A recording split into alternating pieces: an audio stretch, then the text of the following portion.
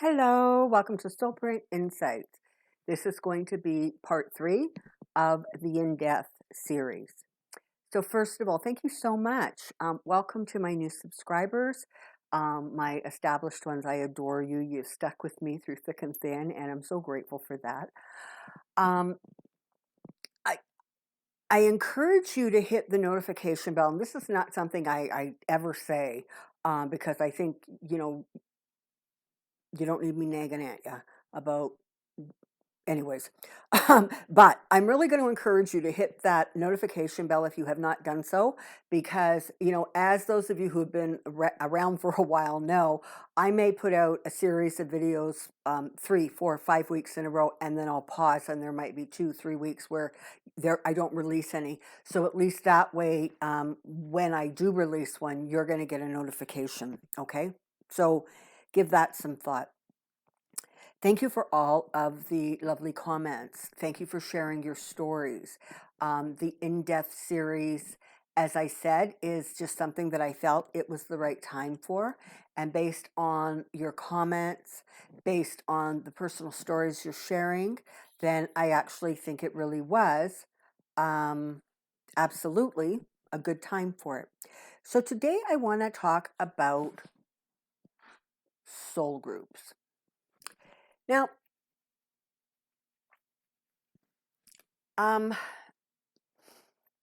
so I'm going to call on Masudius to sort of explain how they work, how they form, what the purpose of them is, and perhaps how more interwoven and interconnected they are. You always want to remember that the Masudius information has always referred to our lives as a tapestry, so that the threads of your life are going to interact with the threads of mine, and they form and they become a picture. And sometimes, the threads take front and center, or there's a very predominant place within the tapestry of my life. Other times they're vaguer and they're in the background, but they are still an important part of my tapestry, of my story. So I think we're just going to let Masudius take it from here. So here we go. Masudius, can you please give us some clarity and understanding on soul groups, how they come together, how they're formed, how they work? I think sometimes we think that our soul groups are quite small. Are they? Or are they much larger than we even realize?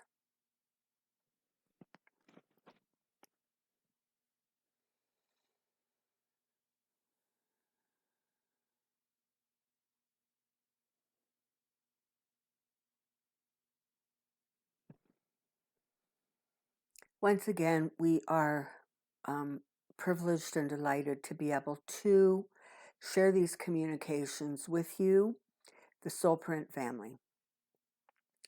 So one of the best ways to view a soul print, or perhaps to understand kind of the workings of it, would be to picture like a bowl of water. Okay, take a big bowl, put water in it.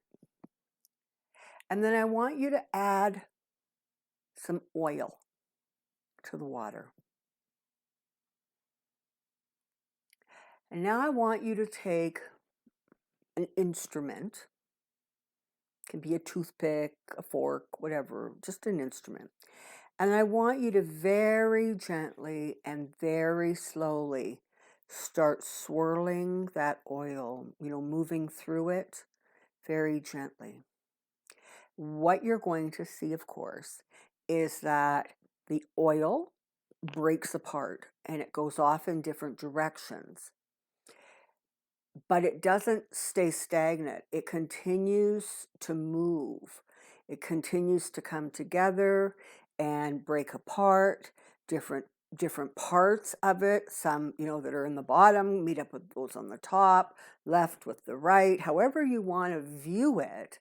That really is the clearest visual that we can give you of a soul print. Also, the same theory, you can watch, bubbles in a bubble bath, or you can watch the majesty of the clouds. But what you will see is that things are ever in motion, and things come together and they separate, and things come together and they go in different ways. Sometimes things come together and they really stay together for, a good period of time. So if you think about soul prints like that, then you can start to understand that the soul print that you are the soul group that you are connected to can be very large, but that doesn't mean that you are going to interact with everybody within the group. Okay, so for example, there are light workers the world over. You don't know each other.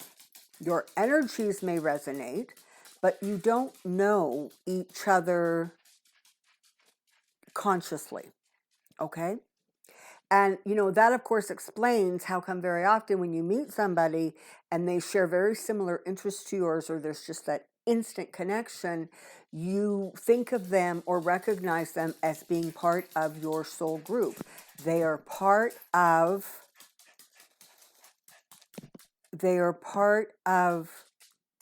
that bigger bowl of water with the oil, okay? And they are coming together, and sometimes they come together for a really long time. Sometimes it's a shorter period of time, but it has great impact. So, and then within that, there are other bowls of water, okay, if you will. And so you have various soul groups on any planet at any one time, okay? And there are some who are part of multiple soul groups. These typically would be considered masters or teachers. So even, for example, if you are not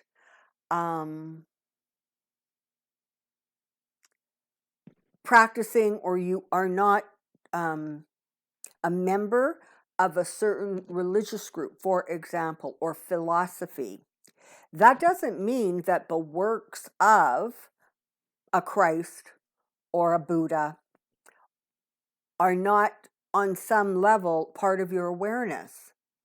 So those masters then can resonate in multiple soul groups. So what you have is, in some ways, it's sort of, it's not really interconnecting circles, although it can be, but more it's like circles that just sort of touch and keep going around. Think of sort of maybe like, the workings of a clock, right? They go around and around.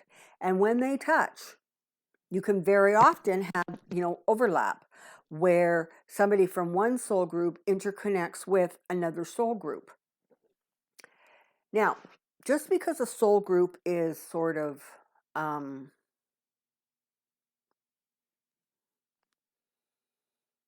large and there's a lot of interconnections that go on, it does not mean that every person within your soul group is going to play a significant role in your life, but they are part of the whole. So we will use our information to illustrate a point. There are members of the Masudius family around the world. Some will pass on awareness, such as your current channel. Some will simply completely resonate with the information. Some will just feel a integration or compatibility with that which is being spoken. And remember, we often say, you have simply forgot to remember. Okay? You have all known this. For various reasons, in certain lifetimes, you choose to dim that light or brighten that light. But the knowledge is all in your awareness and your understanding, which is how come often when you hear what we say, you're like, well, of course, that makes such perfect sense, or that reflects exactly the way I thought. That's because you are part of the larger group. So, and there are some who will resonate with it, but not to the same degree. And there are some who will not resonate at all. And they will have no reaction to the information. That's as it should be, because everybody is interacting in their own circles, within larger circles, within larger circles, within larger circles, if you will. So let's talk for a minute about what happens in death. What happens with these interactions of soul groups when you leave one reality and move into the next. So there are often, when you go into the light, when you leave your physical form and you return to that which is more authentic, or is your authentic self, once you have moved through the transition and you are now part of the light, you will often be absorbed or greeted by souls that you did not exchange a life experience with in this past life or other past lives. But they are part of that same soul energy. They are that vibration, if you will. And so there is, a recognition. So when there is, a passing, sometimes those who do not pass very quickly will talk about um, angels that they can see, or those that come visit them that they don't know, but they know. And yes, very often they will also be greeted by members of their family who choose to be there for that arrival, or likewise departure if somebody is leaving to be reborn. That, again, there isn't a conscious awareness of in physical reality, but in energy, there is a total recognition. And so soul groups are connected in physical reality or on your earth, but they are also connected at higher vibrations, so that, they continue to work in tangent with each other. They don't necessarily have the same specific goals. In fact, they don't have the same specific individual goals. But there is a sense of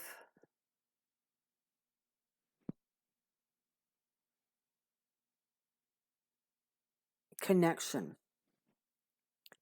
There is a sense of familiar. And so as soul groups come together in physical reality or in energy reality, there is an awareness. And again, remember what we said. You have soul groups interconnecting, and they sort of come together, they touch, and they move apart. Over time, this sort of touching and moving apart and then coming around and touching again, what that does is that creates a new soul group that incorporates kind of both sides or both circles. But understand, then you have, so this is a circle. You have a circle here, you have a circle here, you have a circle here, right? So they're interconnecting and they're coming together and they're separating.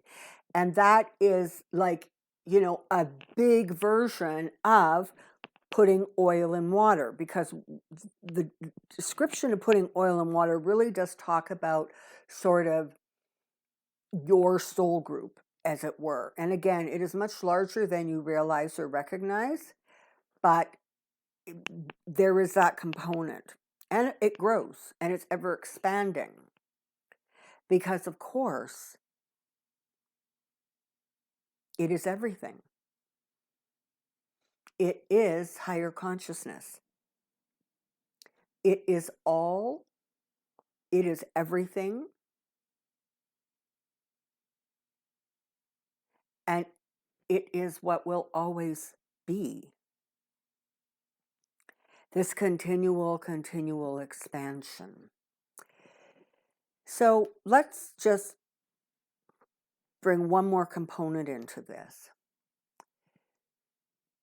Right now on the planet, there are many, many of you who are choosing this physical lifetime as one of your last lifetimes on this physical plane. Well, why is that? That is because you have basically learned or experienced or gained the wisdom from everything that can be learned at this vibrational level. And that means that you are going to be moving on to another one. And again, it's not necessarily higher or lower, it's just another vibrational level. So again, we go back to those circles that come together and they touch, okay?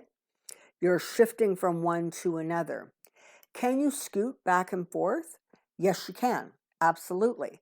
But when you do that, there is usually a really good reason or a purpose or an intention. As with many of the souls that have been on the earth and remain on the earth at this time, who work together generationally to usher in the energy that would absorb and welcome, the indigos and, the rainbows and the crystals, those soul groups within soul groups within soul groups that bring a higher understanding, a higher awareness to a physical reality that you call Earth. In its own way, it is so complex, and yet it is so incredibly simple. It is about experiences. It is about exploration. It is about evolving. It is about coming together and drifting apart. It is about learning and experiencing unawareness. So we are going to use your school system as an example of the levels, okay? And we have always said that we don't encourage people to think of a life experience as coming here to learn lessons.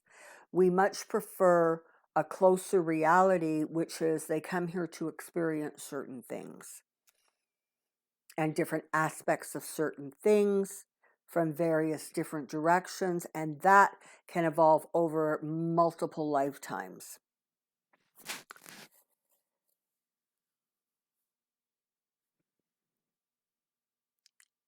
So let us call the Earth experience middle school, okay? So at some point, you had spent time, generally speaking, in elementary school.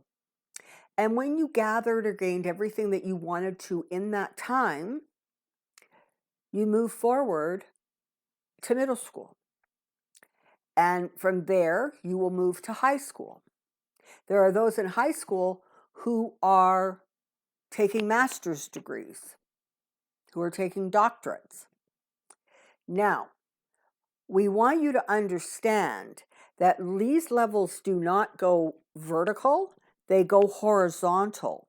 So every experience offers learnings. And very often, if you see someone going from one experience to another, so they jump from high school to elementary school, there is a reason and a purpose for that. Maybe they are bringing a certain awareness or understanding to a different place and space.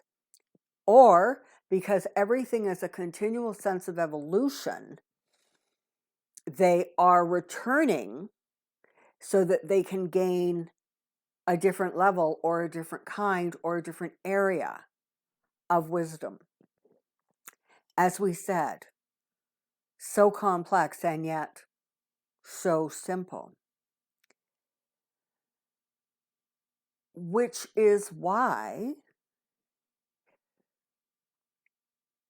in this in-depth grouping of channelings, we are trying to encourage you to think beyond your limited time and space in your current reality, because there is so much more. It is so much more expansive. It is so much more. And the soul gently moves along in its energy form, and it rests, and then it becomes active. Sometimes it spends a long period of time, as you count time, in a certain space or place energetically. Sometimes there will be a lot of movement. Now, one final note. Souls are continuing to evolve. There are new souls. There are old souls. Sometimes the new souls are souls that have, just for whatever reason, decided to have little or fewer physical existences. Or they are a soul who is shifting from one level to the next, or the one past that. Because again, it's horizontal, but it is not like linear, okay? You don't have to go from this one to this one to this one to that one. And there are souls, truly, that are new souls. They are always being brought into existence by consciousness, by highest consciousness. Because everything is ever expanding. Everything is ever evolving. And so therefore, so too must the souls.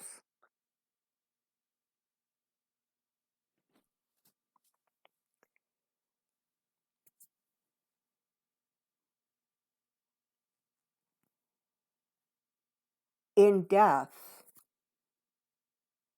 there is life. And in life, there is death. But being able to view both aspects with clarity and understanding, with recognition of it, just is simply a different vibrational level. We hope has brought some clarity, perhaps some understanding, Perhaps it has answered a few questions.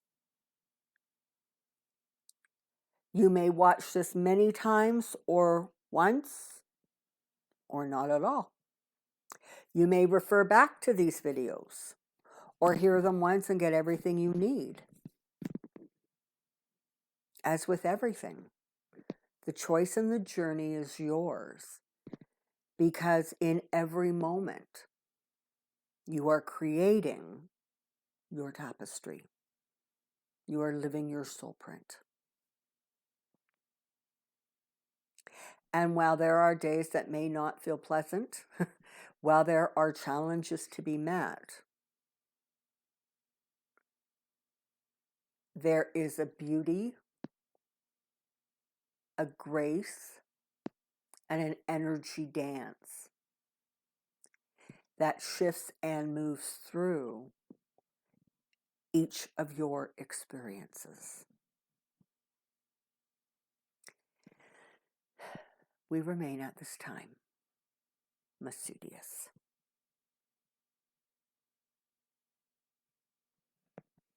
Okay, there you have part 3 of the in-depth series. Always remember, stand in your light. Until next time.